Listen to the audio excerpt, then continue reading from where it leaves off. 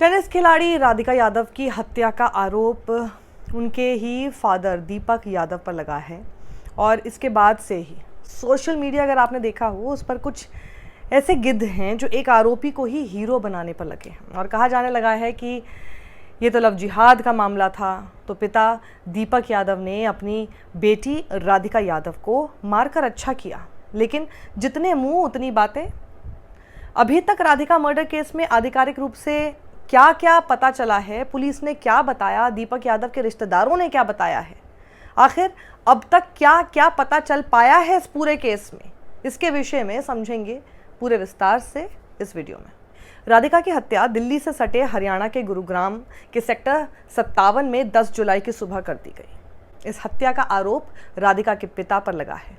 Gurugram police के मुताबिक राधिका के पिता ने बेटी पर पीछे से 3 गोलियां चलाई थीं। पुलिस ने यह भी दावा किया है कि दीपक यादव ने अपना जुर्म कबूल कर लिया। वहीं राधिका के चाचा कुलदीप यादव की शिकायत के आधार पर गुरुग्राम पुलिस ने मामला दर्ज किया है। राधिका के पिता दीपक यादव को गुरुग्राम की एक अदालत ने 14 दिन की न्यायिक हिरासत में भेज दिया है। पुलिस के मुताबिक दीपक यादव ने कहा, मेरी बेटी राष्ट्रीय चैंपियन थी। कंधे में चोट लगने के बाद उसने अपनी अकादमी शुरू करने का फैसला किया। जब मैं दूध लेने अपने गांव वजीराबाद जाता था तो लोग मुझे ताना मारते थे। लोग कहते थे, तुम अपनी बेटी की कमाई पर गुजारा करते हो। इससे मेरे आत्मसम्मान को ठेस पहुंचती थी। मुझे ये पसंद नहीं था, इसलिए मैंने राधिका से कहा कि वो अकादमी बंद कर दे, लेकिन उसने मेरी बात नहीं मानी, इसीलिए मैंने उसे गोली मार दी। लेकिन दीपक यादव के एक करीबी रिश्तेदार ने नाम ना छापने की शर्त पर कहा कि राधिका के टेनिस खेलने का दीपक ने कभी विरोध नहीं किया, बल्कि दीपक ने खुद राधिका के लिए खेल के इक्विपमेंट्स पर लाखों रुपए खर्च किए थे। वो यानी राधिका के पिता बहुत शांत स्वभाव वाले व्यक्ति थे। हम सभी को आश्चर्य है और हम समझ नहीं पा रहे हैं कि ये आखिर कैसे हुआ। दूसरी चीज़ इसमें ये है और शॉक करने वाली है, वो ये कि राधिका की माँ मंजू यादव ने बताया कि जिस समय ये घटना हुई वो उस समय दूसरे कमरे में सो रही थी।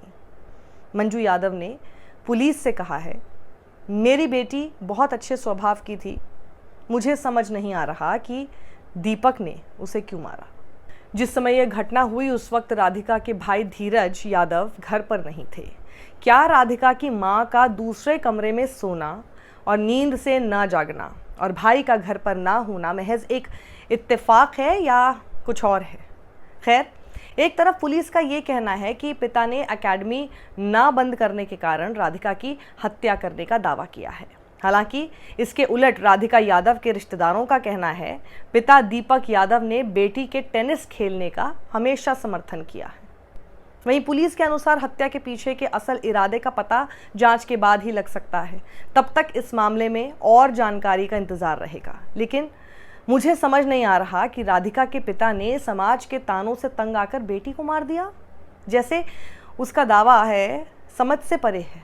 क्या दिमाग में भूसा भरा था दीपक यादव के कि लोगों की बातों से इतना आहत हो गए कि अपनी बेटी को ही मार दिया? तानों का मुकाबला करना था तो जो ताने मार रहे थे उनको जवाब देना था ना कि बेटी को जाकर मार देना और उसको फिर कह रहे हैं कन्यावध। ये पढ़िए हिंदुस्तान टाइम्स की रिपोर्ट। Parents shamed her for wearing shorts talking to boys. Radhika Yadav's best friend reveals, यानी राधिका की बेस्ट फ्रेंड हिमांशिका सिंह राजपूत ने बताया कि राधिका के माता पिता को राधिका के छोटे कपड़े पहनना, शॉर्ट्स पहनना पसंद नहीं था, यानी उसे जलील किया जाता था। वो 4 लोग जिनकी बातें सुन के उसके पापा ने वो गोली चलाई है, वो 4 बातें ये थी कि ये तो मेकअप करने लग गई है, ये तो छोटे कपड़े पहनती है, ये अब तो तू इसके पैसों पे पलने लग गया है, तू तो अब इसको धंधा ही करवा दे। किसी लड़के से बात भी नहीं कर सकती थी। इस पर भी राधिका के माता पिता को एतराज था। राधिका की बेस्ट फ्रेंड ने यहाँ तक बताया कि राधिका के माता पिता उसे इंडिपेंडेंट रूप से खड़े नहीं देख सकते थे। वहीं राधिका के दोस्त ने आगे बताया कि पिछले कुछ सालों में राधिका का अलगाव बढ़ता जा रहा था अपने माता पिता से, यानी उसे हर कदम पर सफाई देनी पड़ती थी। वीडियो कॉल पर भी उसे अपने माता पिता को दिखाना पड़ता था कि देखिए वो हिमांशिका से बात कर रही है या किससे बात कर रही है। वो अक्सर कैमरा मेरी तरफ घुमाकर ये साबित करती थी कि हम दोनों ही हैं जो कि वीडियो कॉल पर हैं।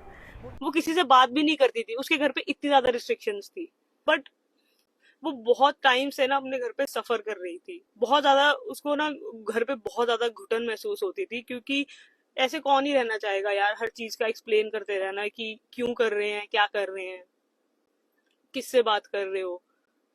आई रिमेम्बर वीडियो कॉल्स पे भी उसको दिखाना पड़ता था कि अभी देखो हिमांशिका से मेरी बात हो रही है। वो देर से नहीं आ सकती थी, भले ही उसकी टेनिस एकेडमी उनके घर से सिर्फ 50 मीटर की दूरी पर हो। उसकी एकेडमी उसके घर से हार्डली 50 मीटर्स दूर थी, बट फिर भी उसको घर पे आने का एक टाइम था कि इससे लेट नहीं हो सकते हैं। 50 मीटर इतना है कि आप घर से उसकी एकेडमी देख सकते हो, जहाँ पे उसने कोचिंग स्टार्ट करी थी। एज अ कोच वो बहुत अच्छी थी, उसके सारे स्टूडेंट्स को वो पसंद थी। कुल मिलाकर अगर ये आरोप सही हैं तो राधिका के माता पिता एक संकीर्ण सोच के हैं, जो अपनी बेटी को बात बात पर डांटते होंगे, हमेशा बंदिशों में रखते होंगे कि ये नहीं करना, वो नहीं करना, और फिर एक दिन अपनी झूठी आन के लिए अपनी ही बेटी को मार दिया। अब कुछ लोग हैं इस पूरे मामले को लव जिहाद बताकर राधिका के पिता को हीरो साबित करने पर तुले हुए। उनका तो एजेंडा सेट हो जाता है ना ऐसा करके कि राधिका के पिता ने ठीक किया क्योंकि राधिका लव जिहाद में लिप्त थी।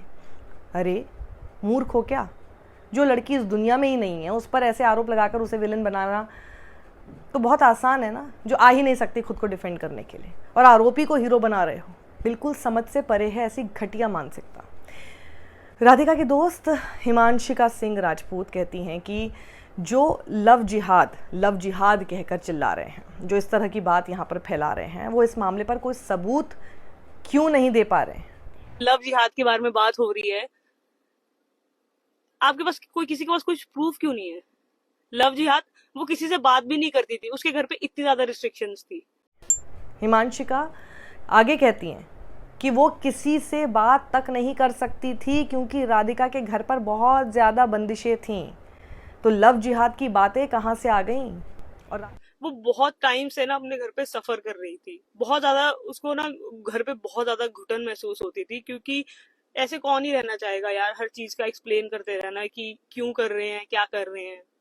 और राधिका के पिता दीपक यादव ने पुलिस को बताया कि समाज के तानों की वजह से बेटी को मारा।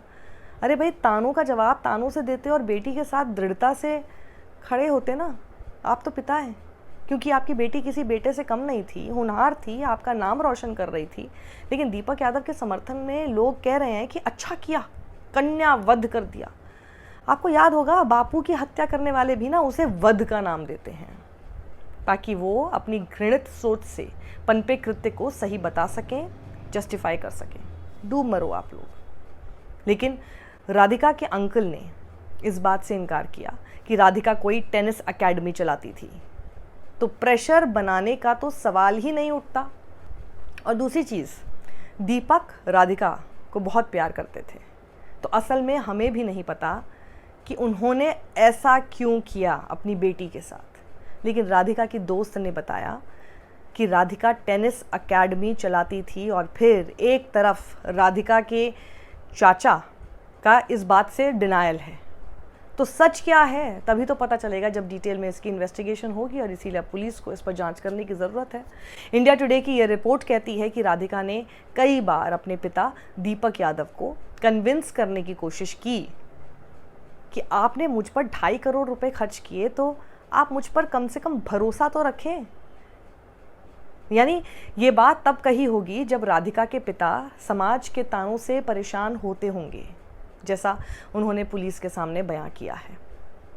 अब एक अफवाह ये भी है कि राधिका यादव की हत्या के बाद इस तरह की बातें फैलाई जा रही हैं कि 1 साल पहले इंस्टाग्राम पर पोस्ट की गई कोई रील या कोई म्यूज़िक वीडियो था जो कि राधिका की हत्या का कारण हो सकता है। लेकिन पुलिस ने इससे साफ इनकार किया है। संदीप कुमार का कहना है कि अभी तक हमारी जांच में हत्या और उस म्यूज़िक वीडियो के बीच कोई संबंध नहीं पाया गया है, ये सिर्फ अफवाहें हैं। दरअसल राधिका यादव हत्या मामले में जिस म्यूज़िक वीडियो की यहाँ पर बात हो रही है, अगर अब तक हो सकता है आपने भी देख लिया हो, वो करीब 1 साल पुराना वीडियो है। उस वीडियो में इनामुल हक ने काम किया था और वो फ़िलहाल दुबई में है। उन्होंने BBC से बातचीत में कहा, हमारे गाने की शूटिंग 4-5 घंटे चली थी। हमने नोएडा में शूटिंग की थी और शूटिंग के दौरान ही राधिका की माँ हमारे साथ थी। राधिका ने मुझे ये भी कहा था कि उनके पिता को ये गाना बहुत पसंद आया। अब इस तरह की गवाही इनामुल हक की तरफ से है और वो आगे बताते हैं कि वहाँ बहुत सारे लोग मौजूद थे। राधिका के साथ उनका संबंध प्रोफेशनल था और उन्होंने आगे कहा कि जब मैंने पहली बार उन्हें यानी राधिका को देखा था तो उन्होंने मेरी टीम के साथियों से कहा था कि उन्हें इस एरिया में इंटरेस्ट है, वो एक एक्ट्रेस बनना चाहती हैं। इनामुल हक ने कहा कि शूटिंग के बाद हमारी बात हुई लेकिन मुलाकात नहीं हुई और इसीलिए इनामुल हक कह रहे हैं कि मीडिया इस मामले को अलग ही एंगल दे रहा है, तो कृपया करके ना दें। अब इस राधिका मर्डर केस से जुड़ी हुई सारी चीज़ें आपको क्लियर हो गई होंगी कि क्या अफवाहें हैं और क्या सच है, किस तरह के फैक्ट सामने आए हैं अभी तक और किस बात से पुलिस इनकार कर रही है। अब इस पूरे वाक्य पर पत्रकार रोहिणी सिंह ने बहुत अच्छी बात लिखी है, गौर से समझिए उसे, कि राधिका यादव ने खुद जन्म लेने का चयन नहीं किया था, बल्कि उनके माता पिता ने राधिका को इस दुनिया में लाने का फैसला किया था। राधिका के साथ जिम्मेदारी भी आई, जैसा उनका पालन पोषण, उनको शिक्षित करना और उनकी सुरक्षा करना, लेकिन ये जिम्मेदारी कभी स्वामित्व में नहीं बदली।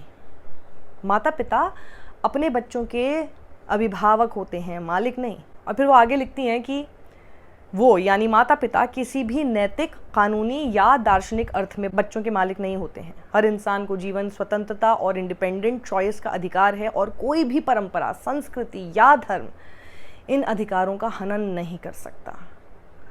महिलाओं के चुनाव से जुड़े सम्मान की अवधारणा में गहरी खामियां हैं। सम्मान किसी और के जीवन को नियंत्रित करने में नहीं है और न ही आज्ञाकारिता या समर्पण में है।